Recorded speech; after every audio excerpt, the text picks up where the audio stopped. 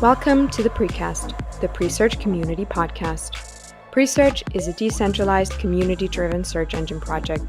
Visit presearch.org and join the search revolution.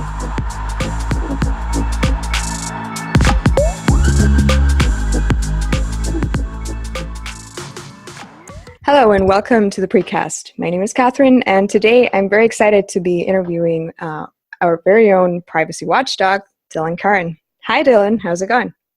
Good, Catherine. Thanks for having me. Well, thanks for joining us.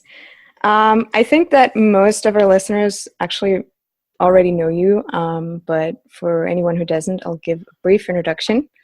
So Dylan Curran is a writer. He has written many great articles, and some of them for The Guardian, which I will link below in the description. He is a YouTuber, web developer, and a privacy consultant. And of course, he also does the Presearch Privacy Reviews that we all love so much. Did I miss anything, Dylan? No, that sounds good. Pretty flattering. Thank you. Okay, great. Well then, without further ado, let's just jump right in. My first question to you would be, why did you choose to work with Presearch as opposed to any other crypto project?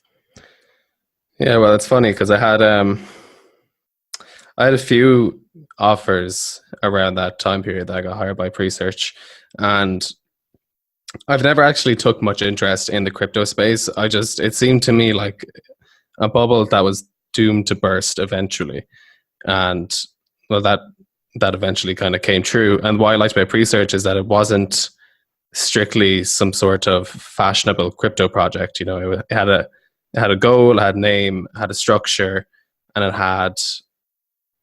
was aiming to build an ecosystem, which was something that wasn't very common. Most of the things you saw in the crypto space were fads, and those fads die out very quickly. But if you actually if you're actually trying to solve a problem, then that's always going to end up being successful to some degree at the very least. So, you know, and I was just, because Colin started talking to me, and then I found him to be, you know, he was very, very knowledgeable, very competent, very good guy, and he really sold it to me. So even just seeing, even then, like when I went on to Presearch and I actually liked it and started using it, it felt a lot better coming on to work with you guys rather than going on to some other project that I didn't believe in any shape or form.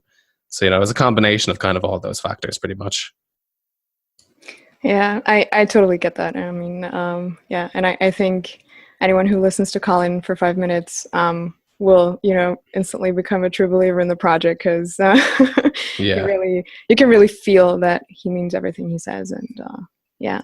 And that's hard to find, you know, especially because, oh God, the crypto community has just been rife with scams and dishonesty and that kind of stuff. So it's honestly very difficult to find someone who's both honest and passionate about the project. So, you know, that alone would have sold me, but then having Presearch as an actual project that I like and was willing and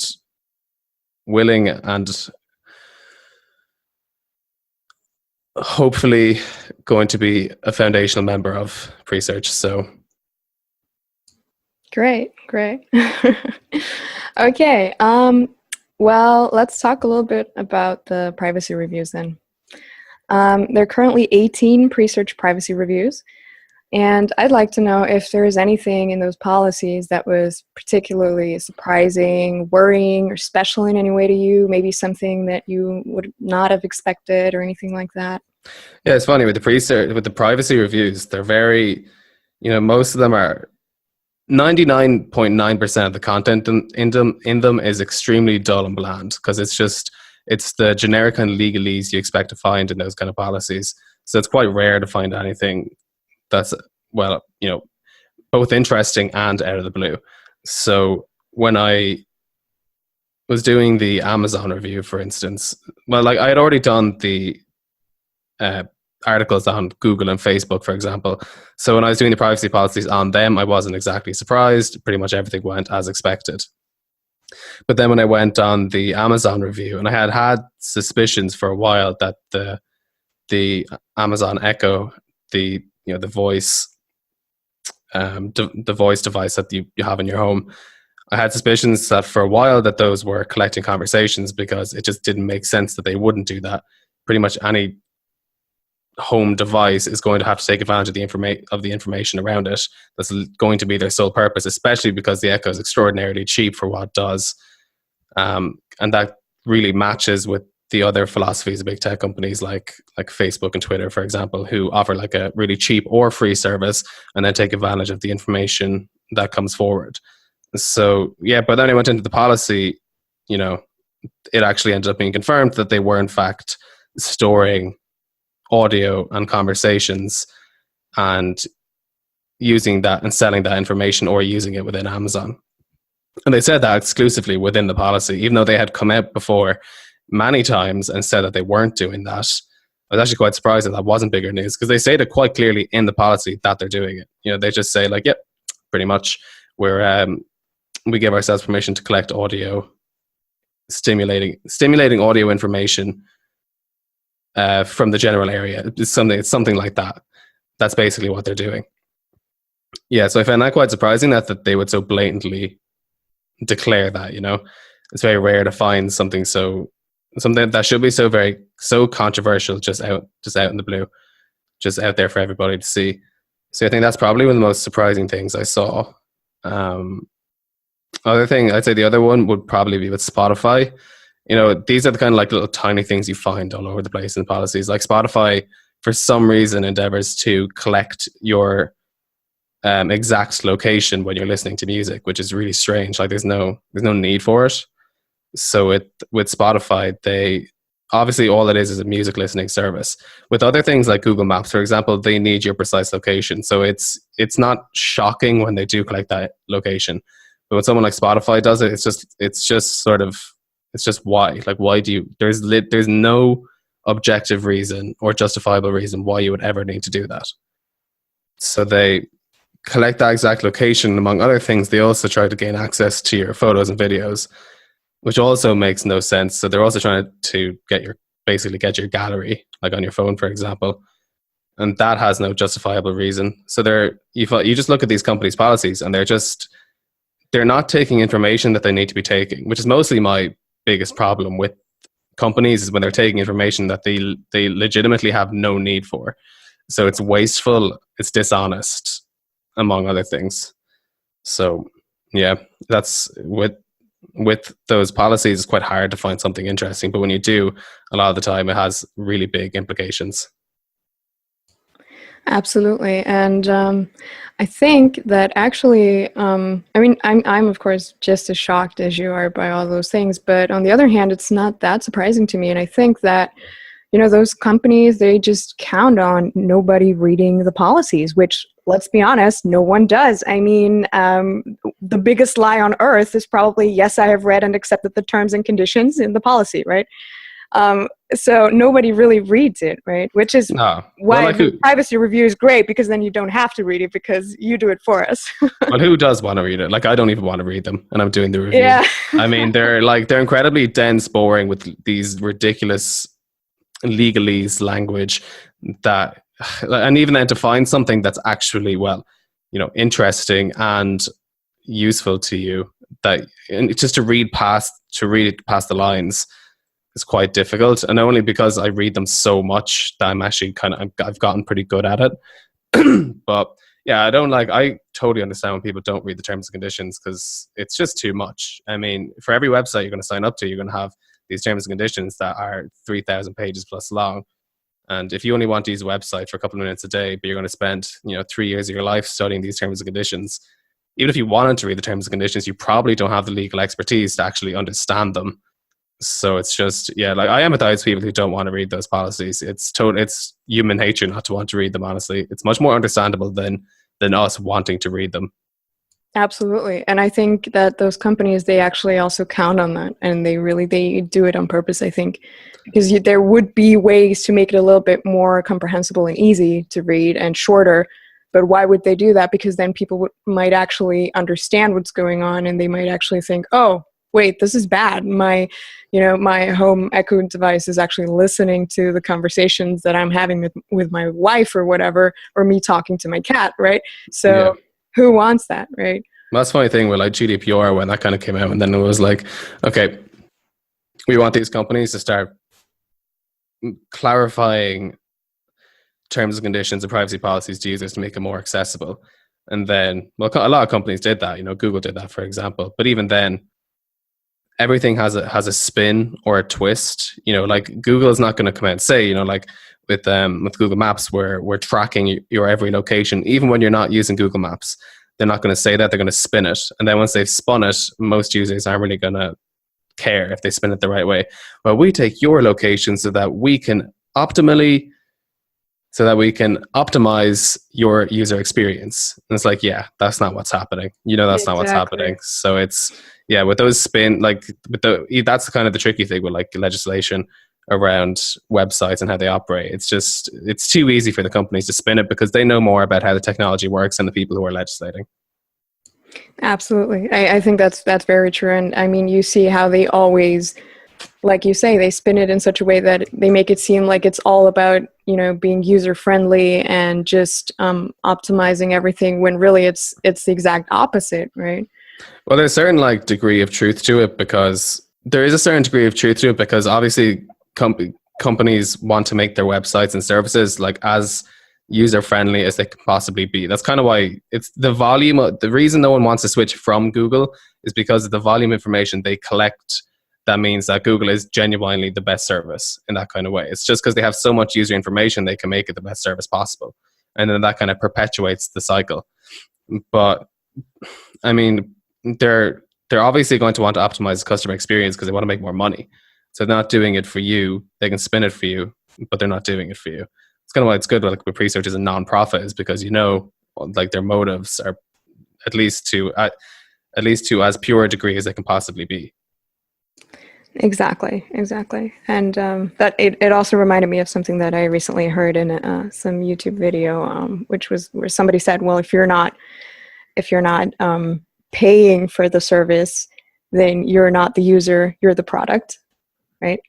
Yeah, well, that's generally how it goes. That's probably the most common thing that's said around kind of privacy circles, is that if you're not paying for the product, you are the product, and that's very consistent. I don't think there's anything in real life, outside of the internet, where you just go in and get something for free. I don't think that that establishment or business manages to stay open. I don't think anything else exists that does that. Yeah, that's true. And the internet has also provided, the space for this to happen, because before the internet was there, it wasn't possible at the same scale that it is now, right? Oh no, that's kind of the thing with the internet, is it's so scalable. You can say you had a business and you wanted to start getting user information. So you said to people, I was like, hey, you can come in and get a free coffee, but we want you to fill out all of your contact details and all of your life goals and then all of your friends' contact details or something like that. The rate of user uptake to that, I mean, you're only going to really be able to get maybe 100 people a day. So you will say, then you might even only get 80 users worth of information. That's not really scalable. The cost of setting up that business and selling the user information isn't going to work. But the cost of setting up a website is, these days, it's virtually nothing. And then the cost of getting user information is also virtually nothing. And then users are going to keep coming back. And what is the cost of a user loading on Facebook to Facebook? It's probably not even measurable. It's probably 1 trillionth of a cent. And then according to Facebook, they make on average $12 per user per month or something like that. So it's just, I mean, that's why these industries work so well, is because they're so unbelievably scalable. Yeah. Okay, but let's move on to the next question then. My next question is, in your experience, what is the one thing that people get wrong about online privacy, or what do they underestimate or misunderstand the most? Well, I guess it's kind of funny because most people separate that sort of right to privacy, and they separate it from other rights in a weird kind of way. And despite the overwhelming evidence that companies are, constantly violating that right to privacy, people still continue to use the services and not actually keep that privacy in mind. The other stuff is fine, like not reading the privacy policies, etc. That's totally understandable in human nature. But to know something is doing something, a business is doing something so wrong to so many people, and to continue using it despite that is very strange.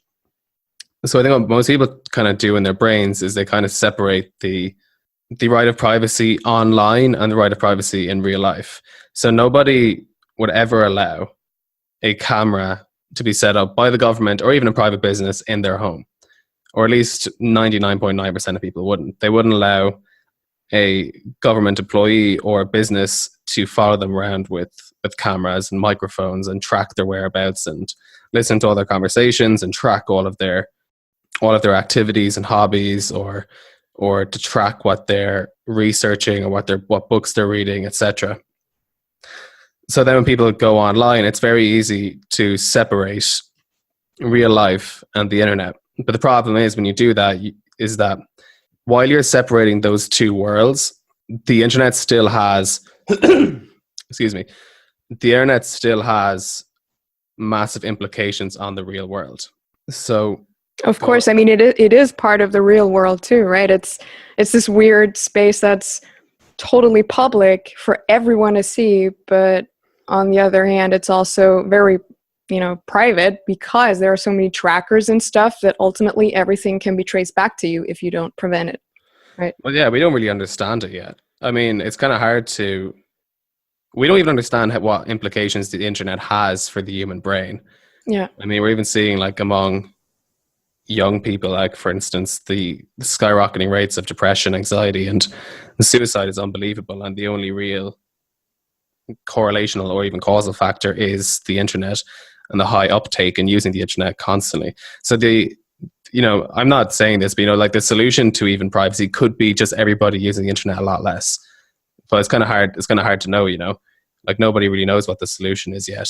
And going back to with privacy, it's the thing that I see the most that has the most real world implications are things such as governments subpoenaing or sending subpoenas to companies to get all of the information about somebody they're prosecuting, which is absolutely bizarre that that's allowed to happen.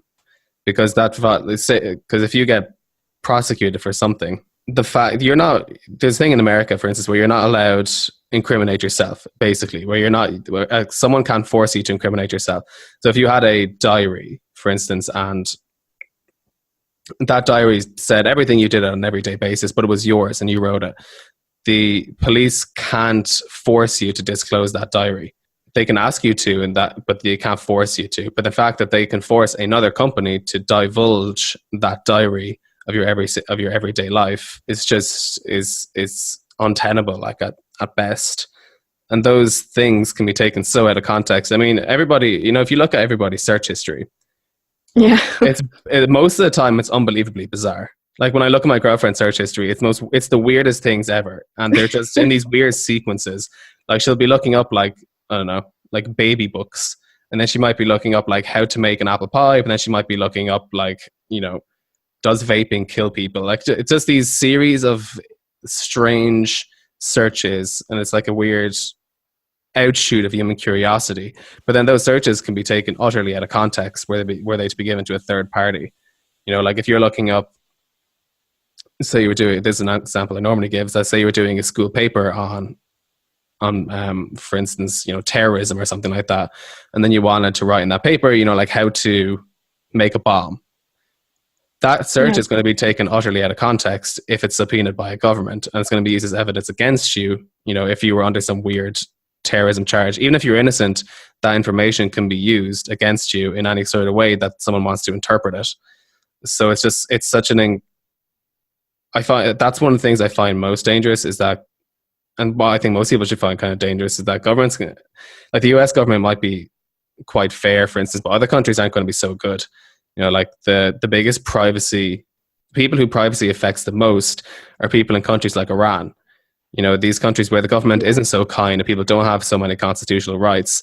And then when that government can go and just find all of your web traffic, or find all of your Facebook messages or WhatsApp messages or Instagram pictures or whatever, they're going to purposely misuse that information to prosecute you, or maybe not even prosecute you. They'll just label you a dissident, and no matter what the intent of the searches or information was, like, and if I can't even imagine how bad or how much worse the Soviet Union might have been if Stalin had access to something like that. Absolutely. It was already one of the most awful tragedies of the 20th century. And if a government like that was to arise and have access to that kind of information, it would just be unbelievably diabolical. So it's just, that's a very long-winded answer to, why does it matter? And it's very catastrophic, but it's those sort of real-world disasters or potential disasters that kind of cement my belief in it more than anything. Absolutely, and I have to say I totally agree, and I just think that people very much underestimate the extent to which this can damage a person's life. And another thing is that it's also, even if you personally don't do anything wrong and you don't even have any kind of weird search history on your browsers, but you could even be made to look guilty by association with other people who know other people who have maybe committed a crime, and thereby, you look suspicious just by association, even though you might not even know these other people, right? Well, that's what happened in the Soviet Union. If you were, they would find you guilty of something. What would happen in the Soviet Union normally is they would just decide to prosecute you, and then they'd find the evidence afterwards. Is what normally happened. And then, so if a country has access to that kind of information, and then all they have to do is find anything at all, like even if you were just committing wrongthink and you wanted to find information about something you're not allowed, you even wanted to look up like an American TV show, then they would have done you. If you wanted to read an American book, they would have put you in the gulags. And that's the kind of that's quite catastrophic, and there's not. I have no evidence to suggest that that's what's going to happen or will ever happen or could ever happen. But it's those, that's normally why we have things like constitutions and that kind of thing, is to prevent from that sort of thing happening. And that has enormous consequences for the ordinary person. It was the ordinary person who got, in authoritarian countries, it was the ordinary person who got screwed the most normally. So yeah, that was didn't expect to go onto the Soviet Union during privacy, but it happens. Yeah, but if it helps to paint the picture, then that's great. And I think it's right. You also mentioned our Constitution, and I think that is another problem, is that legislation is really behind on all of the advancements of technology. So there's not really. I mean, we have basic human rights, but we don't really have a right to privacy, especially online or anything yet.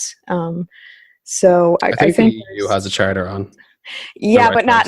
I think in the US there isn't one yet. There is. They have the Fourth Amendment, so it's the right to privacy. They have. It's funny. They've actually used the right to privacy for things like abortion. Like abortion is legalized in the US under the right to privacy. It's the right that the government can't interfere with what your private life is.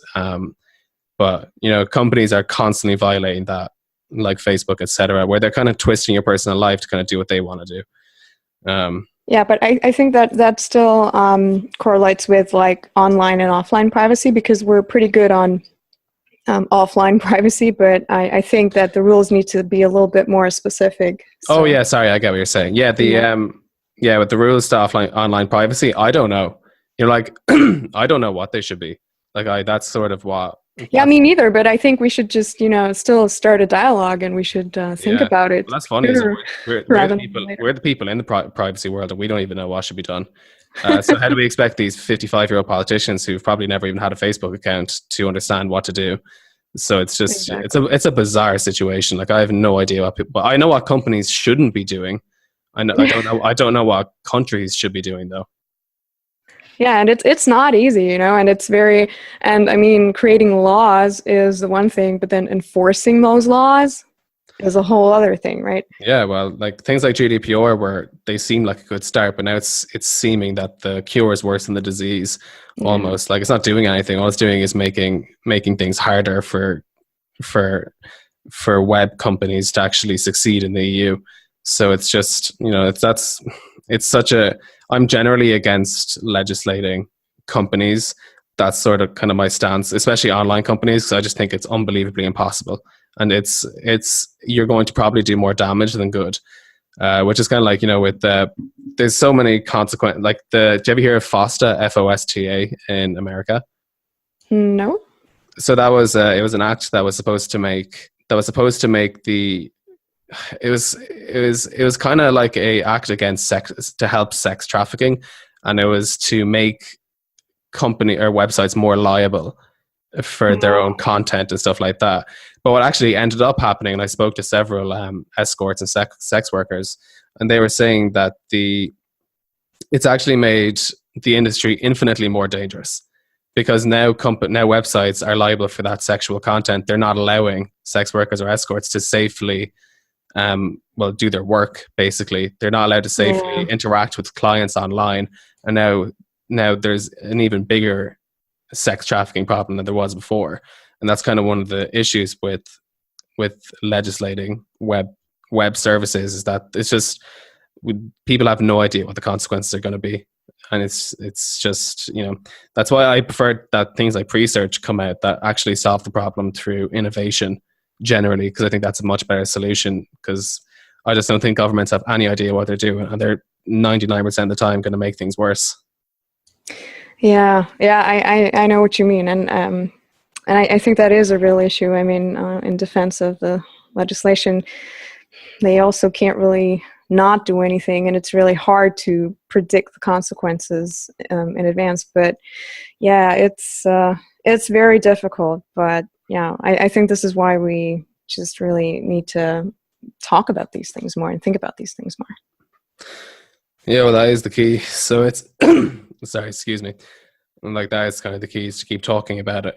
But it's, I don't know how much more discussion we kind of need on the matter. It sort of seems that nobody really knows. It's like everybody is kind of against what Facebook, Google, and Twitter, etc. are doing, but nobody knows what the solution is. It's just nobody can really figure it out without having much worse consequences. And then I'm even working with a organization who's trying to stop the monopolistic elements of like Facebook and Amazon, which is just a whole other problem that we have to factor in then as well. It's just, there's so many different problems with these things, is that I'm just throwing my hands up in the air and going, I have no idea what needs to be done. So yeah, I suppose keep talking is probably our best solution right now. Exactly. And I mean, it's still better than not talking about it and ignoring the problem and just, I mean, it's the first step is to really take a look at what the problem actually is, right? Well, people find a solution. Yeah, well, people engaging with services like Presearch and stuff is a good start. That's generally where so many where I tell people to start is like, find a project like Presearch or any other privacy-based. Like if you're going to use Gmail, like turn to Proton Mail, things like that, and just see where you go from there. The companies need to have some power sapped from them at this stage, because they're like, to be honest, like Google is more powerful than the US government at this stage, I would say. Like they honestly have more world influence and how they can influence how, say, like politics, how general thought goes. Even there was a study done, I think it was Princeton the other day, and they found that Google was showing, we'll say, left-wing media like up to 26% more than they were showing right-wing media.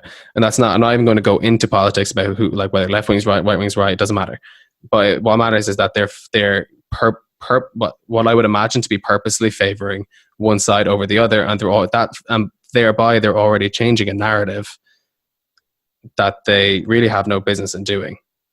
So it's just, it's the gateway to information. That's the thing, right? And if that's monopolized in this way, it can be very dangerous, like you say, because it really changes the way we see the world, right? Because before the internet, what you would do if you had a question was, depending on the question, you would call your father or your grandmother, or you would look it up, or you go to the library or do things like that. And now it's just you take your phone and you type it into Google, right? Yeah, pretty much. I mean, that's the don't get me wrong, like this access to information is unbelievably monumental. It's one of the sort of like online easily accessible library is in my mind, one of the greatest innovations that humans have had. Just that freedom of information is unbelievable, and that's Yeah, no, why of I course. that's why I don't like companies like Google tarnishing it, and rather than making it just a free access to information, letting users rank it themselves almost, they're deciding to start favoring certain information over others and twisting narratives in their behalf. And I mean, there's really no need for it. Google can be a perfectly successful company without having to do that. And then even the other stuff they're doing, like using aggregated information. I was talking to the CEO of Proton Mail, and he was saying, it's perfectly profitable, maybe like a little bit less, but perfectly profitable to use aggregated data or depersonalized data over personalized or personally identifiable information. It's perfectly profitable. There's no need to actually have all these problems. It's companies trying to vie for that extra 5% profit margin that's causing all these issues when they really don't need to be there. They can be unbelievably profitable without doing it. But to gain that extra couple of billion in the $1 trillion pool, they keep doing it anyway. So Yeah. it's just, it's an unbelievably complex issue. Yeah, and that's why we need decentralized search engine alternatives. Like Presearch.org. Like Presearch. Yeah. Yeah. Okay. Then I still have 2 more questions for you. Okay. So one would be, how has researching and uncovering so much about privacy and privacy issues changed your views and especially your personal behavior? Well, I've always been relatively privacy conscious because I've kind of been embedded in that technological world almost for like most of my adult and even teenage life. And I had a friend, and he sadly passed away, but we used to do lots of... Sorry. No, it's fine. But we used to do lots of these like experiments and sort of... We would see how far we could push the line of the internet, basically. And that's why... So we would go on like the dark net and see how much... There's these sites where you can test your privacy almost. Can't remember the name of them right now. But it would basically just... the website would act like Facebook or Google, and it would try to identify you like to the best of its ability. So then you would go on these little test runs and try and lose it, and you would do these little tweaks to your PC and stuff and see how much you could lose them. And what ended up happening, 90% of the time, was that no matter what you did, they would still be able to figure out who you are. We did that, God, like 3 or 4 years ago, maybe 5, and since then things have gotten worse, not better. It's even harder to remain anyway anonymous. So even getting into this privacy stuff, I really was aware, and I feel like a lot of people in the tech community really are just at least somewhat aware of like what's happening, and they have been somewhat aware of what's happening for 2 or 3 years at the very minimum. The only thing that really, say, like revealing the stuff with Google and Facebook, and then that going viral and stuff like that, it really kind of encouraged me to do a lot more research into it, and also to take a more broad view on it. So I like looking at it from like a philosophical point of view, and then from a governmental point of view, to look at it from a theoretical point of view, you look at morality point of view, to try and see like which point of view is actually the best way to, or the best lens to view it through. And then you have just the privacy point of view, which is where you look at it from an almost real life privacy perspective, where you go, I just don't want this company, who I don't know who's inside it, potentially knowing everything about me. And God, like, even if you throw in stuff like the NSA, and you're just like, Jesus, like, this is just unbelievable that these companies and these shadow military organizations they just know everything about me. And even like, no matter how hard you seemingly try, that they can still find ways around it. Even if I did all the things right on my phone, your phone carrier is still probably going to capture everything.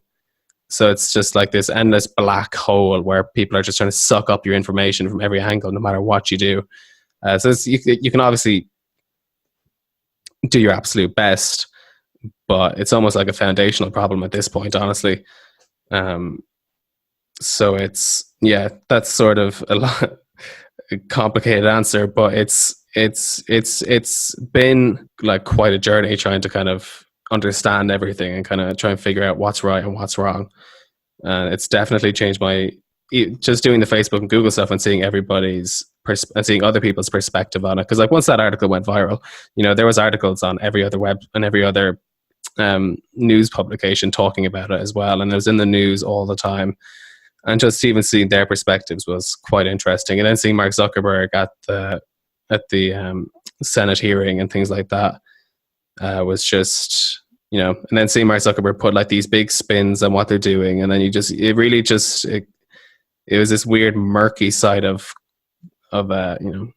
corporate America almost, combined with this unbelievably problematic institution of using user information to make huge profit margins. So yeah, it definitely made me view it in a much darker way. That's kind of how I used to not take it very seriously, and then as time's gone on, I've taken it more and more and more and more seriously. Which is why after thinking about it a lot, I do tend to jump to these sort of catastrophic governmental viewpoints, because I think people are very not to mention the Soviet Union again, but it only ended 30 years ago, which isn't a very long time. And I know things have drastically changed, but we have that. I feel like that's, in my mind, the most dangerous proposition and possibility, and that's what kind of scares me the most. And I'm reading this great book at the moment called Gulag Archipelago by Solzhenitsyn, and he just kind of goes through just how unbelievably dangerous these authoritarian governments can be, and then just combining that with like the idea of a government having access to the volume of user information available right now just like genuinely like chills my spine at this point. So it's just that sort of, and it's really not that far possibility. So yeah, looking at all this stuff has just made me have a much darker viewpoint of the internet generally. Yeah, no, I get that. And even, you don't even have to look at the past, but even the present. I'm sure you've heard about all these news coming out from China about all this new tech about surveillance and rating people and social credit systems and stuff like that. And that is incredibly, incredibly scary and worrying to me. Right? Yeah, God, like all you have to do, like if you watch Black Mirror or read 1984, read 1984 or something like that, like it's just, the parallels are unbelievable. It's God, like China, like don't even get me started. I feel like China is just really, they're blatantly doing it, whereas we just don't really understand what's happening in say like the EU government or like the North American governments. We don't really understand what's happening there either. And not to get like full conspiracy theory, but we only really found out about the NSA like 8 years ago. That was like the first time we even uncovered that kind of stuff was happening. So we have no idea how much worse it is nowadays. So maybe like this stuff's happening in the background and we just have no idea. We can look at China and be like, wow, look at them, they're so 1984. It's so Orwellian. And then we could be under that spell. Like the Chinese could be looking at us and going like, wow, they're so Orwellian. They have no idea what's going on. Like that's sort of, it's so hard. It's so hard to know what's reality nowadays and what's fake. No, exactly. And I think another point is, companies selling user information for profit is the one thing, and that's the obvious thing, but also all of those, big data storages and collections, they can be accessed, i.e., hacked by anyone at any time. They're not all that, high security and unhackable kind of, pools of data. These things get leaked, get hacked. We've seen this, so often. It happens all the time, basically. So all of your data that is stored, it can be hacked, it can be sold, hacked and sold. There's a lot of possibilities for this. Yeah, what's funny with those like hacks and everything is that it doesn't happen in like the way people imagine them. I think there's this website called Hacker Keyboard, and it's basically kind of like you type at your keyboard and all its hacker writing just flows down the screen. And that's kind of the way people view hacking. But what really happens, here's a good example. Have you ever heard of the YouTuber H3 Productions? No. So he's just this big YouTuber, and someone tried to hack into his YouTube account and stuff like that. And the way they did it was, so like Google accounts have two-factor authentication, and he had that. So what actually ended up happening while this guy tried to hack him, and what he did was, all he did was ring up AT&T, or I think it might have been T-Mobile. I think he rang up T-Mobile, just a cell phone provider, and just said, "Hey, I'm an employee with T-Mobile. Can you give me the SIM code to Ethan's phone?" And then they went, "Okay," and they gave it to him. And then he just plugged that SIM code into the phone. Like, I'm not sure how that process works. I probably sound like an idiot if anyone does know how that works. But he basically made a carbon copy of his phone. But that's not like, and then tried to log into the account with a two-factor authentication. He also got access to all of their emails and texts and stuff like that. And, it could have been within half an hour, he could have been hacked, like, very easily. But it's not these amazing tech guys who are doing it. Like 90% of the time, it's just social hacking. It's just social engineering. It's just people ringing up a company and being like, "Hey, I work for you. Can you give me stuff?" And they go, "Okay." Yeah, it's easier than you'd think, right? And I think people just underestimate how easy it is, right? Yeah, well, that's what happened with Cambridge Analytica. It wasn't really a technological leak. It wasn't a hacker from the darknet coming in and stealing stuff. Like, that happens too, but it's not as common. The Cambridge Analytica was basically more of a social screw up more than anything. It was more of a mistake than it was an actual some guy sitting in a basement with four other Russian guys, just typing and trying to hack in. That's not really that almost never happens. Exactly, because they're looking for the easiest way in, right? Yeah, and it's far easier to exploit a human than it is to exploit a website's. Like, I remember there was the SQL Heartbreak. I think that's what it was called, or Heartseeker. I can't remember what it was called, but the Heartbleed. God, I can't remember. But that was an exploit that you could use to hack into any website that basically used SQL or SQL, and that happened like around 2011. And that stuff's super rare. Like, that almost never happens.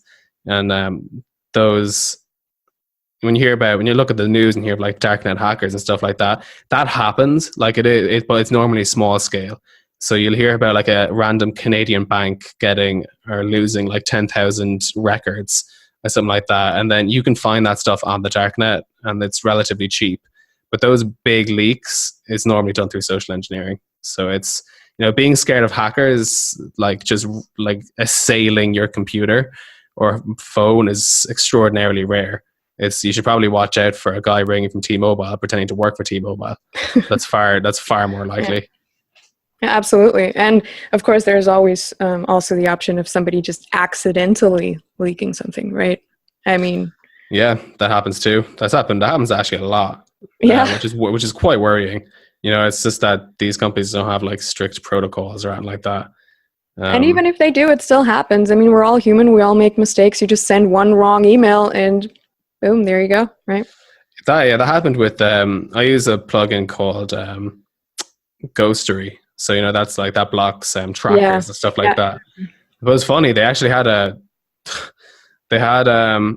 they sent out an email to their users, but by accident, they actually, I think it was a woman who worked in the marketing side of it, not the actual software side, but she accidentally in the CC included all of the users of Ghostery, of which there was several 100,000.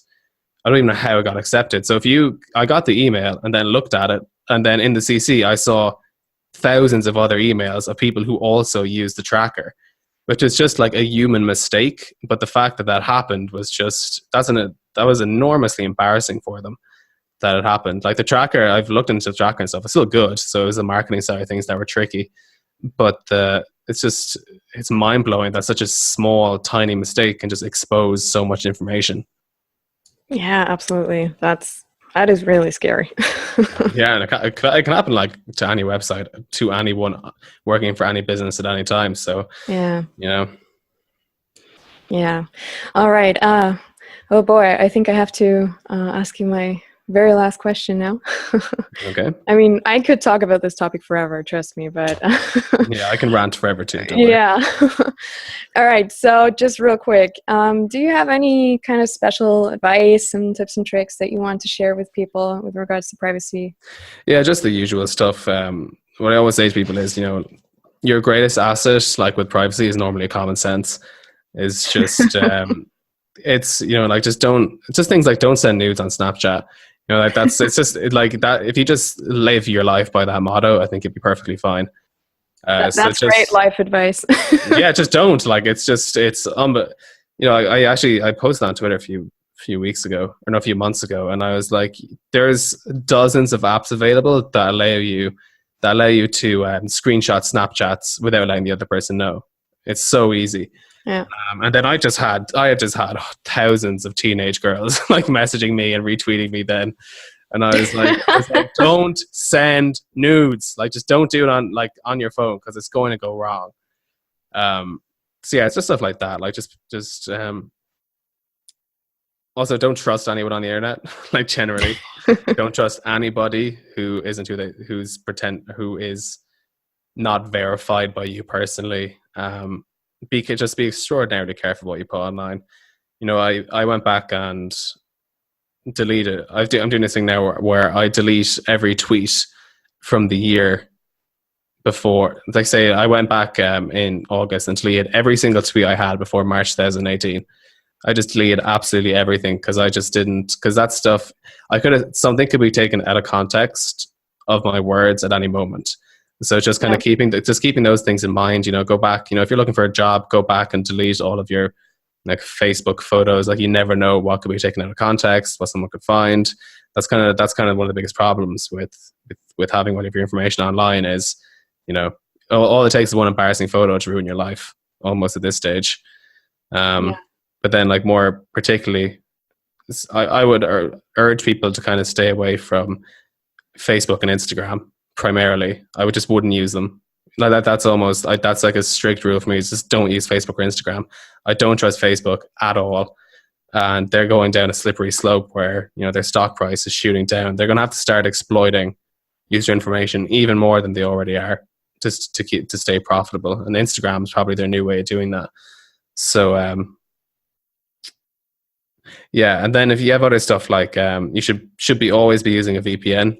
That was one thing I kind of learned a couple of years ago. Is I just have VPNs on literally all my devices. So on my computer, laptop, and phone. You can do this thing. You get a good one is NordVPN. So they're pretty cheap. I think it's like €100 for 3 years. So, and then you can use that on as many devices as you like, and then you get great choice of location, etc. And you can do like onion encryption, etc. So I would encourage people to just get a VPN. It's a great step to not letting your ISP have access to your information, which is a big one. And also obfuscating your location. If you want to use, if you really needed to use Facebook, you could just use like an encrypted onion VPN or whatever, and then go and make an anonymous Facebook account. Like whatever you want to do, it just helps a lot. And then you can install tracker blockers for whatever browser you're using, such as Ghostery or uBlock or AdBlock. They really help. And optimally, I would stay away from Google Chrome and use something like Brave. Like Brave is very good. And I would switch from Google to Presearch if you can. Obviously. Yeah, of course. That's just my little sponsored input. But yeah, that's the basic kind of rules I work. That's like anybody can do those things, like literally anybody. Yeah. So that's the normal general advice I give. Okay, that's great. Well, thank you. This was great advice, and it was a great talk overall. I'm really glad that I finally got to talk to you. Yeah, sorry, that damn throat infection. I'm just glad you're healthy again now. So yeah, I'm well able to talk. I'm back got straight back into ranting. It's great. Yeah, that's awesome. We've missed your rants. And we need all the privacy reviews so we don't have to read the policies. I know I'm saving people hours and hours of their lives. I have to spend those hours, but that's fine. I mean, that's the job, right? A martyr for privacy. I know. Great. Well, thank you so much, Dylan. Pleasure. Thank you very much. I will link all of your profiles, handles, and your Protone email address, super safe, in the description below. So if anyone wants to reach out or needs a privacy consultant, you feel free to do that. Yeah, and thanks so much. Until next month, bye, and have a great day.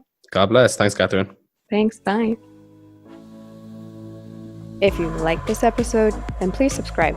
And if you want to stay updated on everything Presearch, be sure to follow our social media channels. The links are in the description.